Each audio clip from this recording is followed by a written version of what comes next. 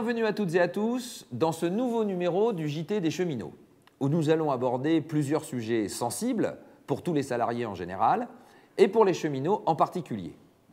Je vais vous parler de la question des salaires, de celle de la protection sociale, ainsi que des facilités de circulation.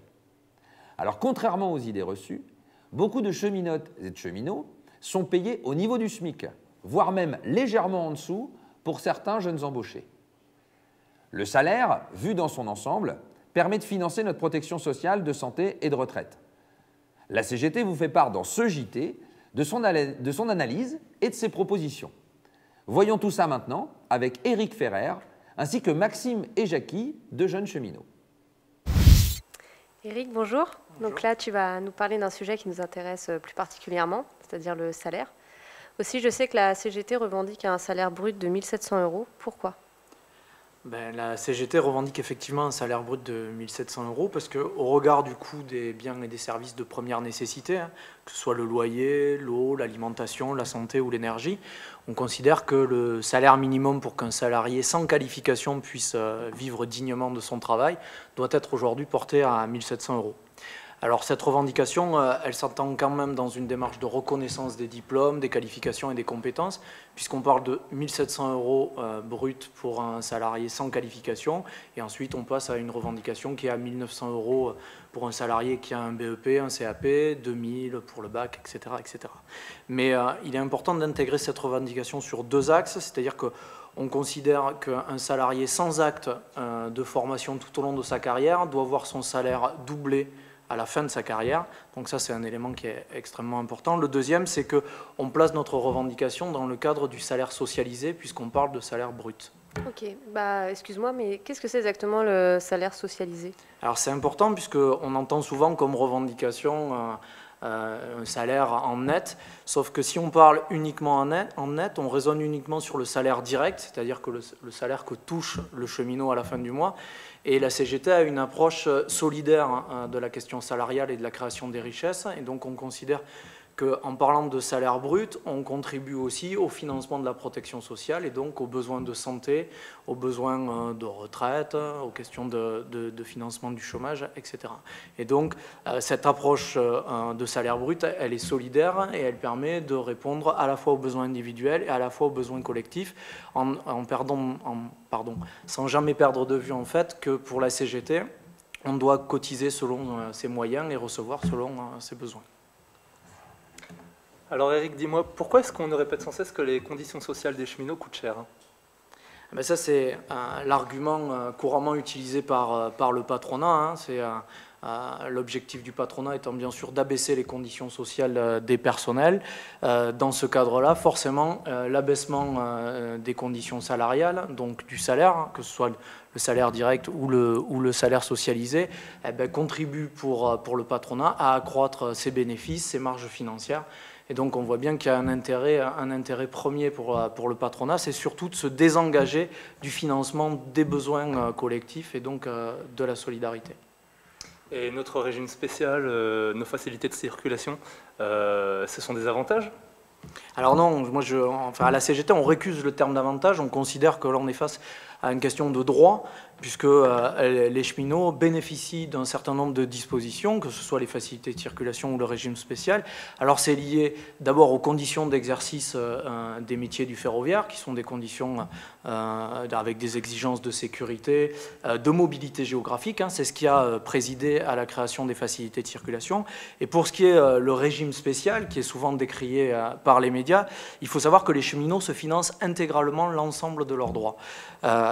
Sachant que ce régime spécial existait bien avant la création de la SNCF, il est issu des compagnies ferroviaires et il répond à des exigences, à des contraintes extrêmement fortes des métiers de cheminots, et en particulier le départ à la retraite à 50 et 55 ans, qui est souvent pointé du doigt, en particulier dans les médias.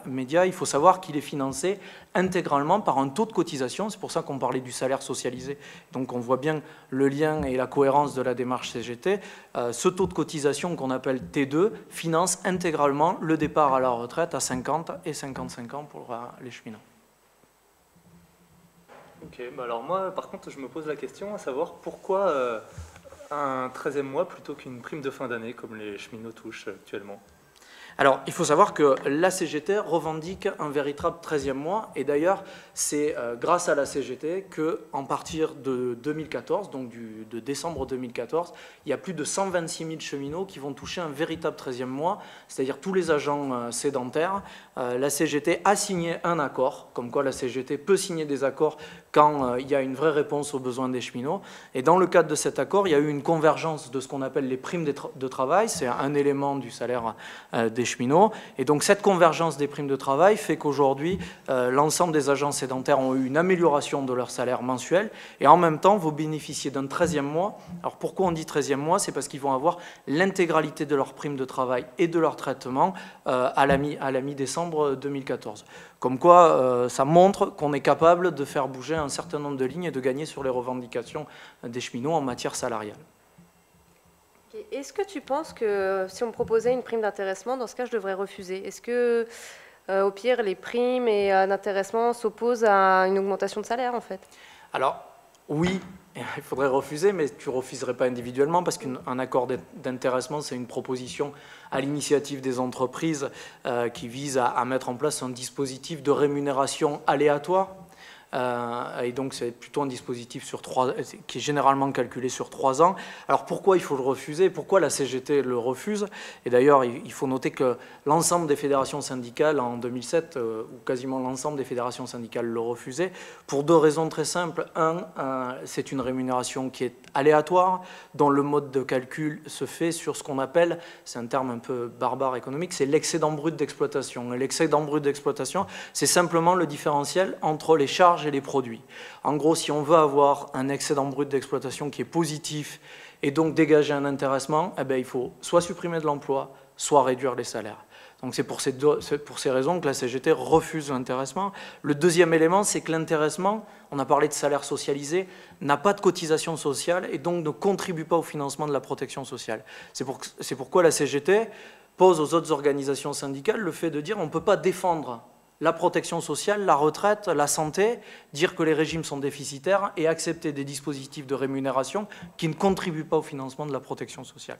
Donc voilà ces éléments qui font qu'aujourd'hui, encore et toujours, la CGT refusera un accord d'intéressement et par contre, elle y préfère des augmentations générales de salaire qui profitent à tous et qui permettent, qui sont pérennes déjà, puisqu'elles sont acquises tout au long de la vie, et qui permettent de financer la protection sociale. Et pour répondre complètement à ta question, effectivement, dans toutes les entreprises où il y a des accords d'intéressement, on voit bien que l'intéressement c'est mis à la place des augmentations générales de salaire. Eh bien, merci à vous 3. On se retrouve dans le prochain JT pour un thème nouveau et différent, à savoir activité sociale, des CE et du CCE. À bientôt.